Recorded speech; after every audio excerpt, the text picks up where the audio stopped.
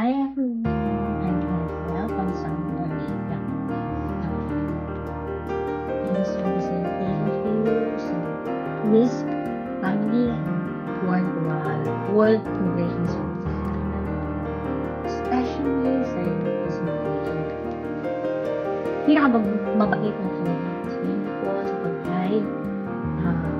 Kahit minsan, middle of the night ako nag-i-inquire, nag-i-reply pa ng 20%.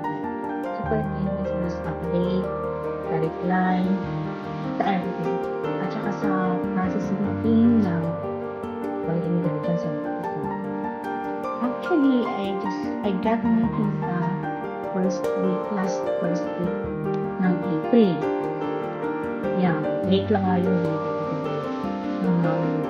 Hindi siya umabot ng 2 months because in-inquire ko sa kanila third week ng Feb, and then look, only 1 month plus only ang hintay ko because freelance only 3 to 4 months only.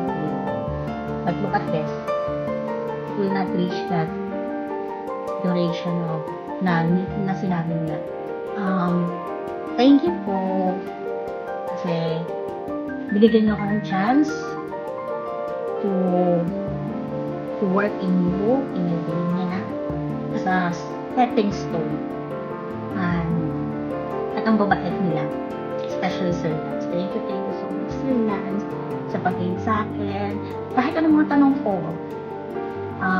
nagre-reply kayo kahit gabi, madaling araw. Doon ako blessed kasi, akala ko magre-reply lang ng, some agent reply only working us, but you're different. Thank you so much. Thank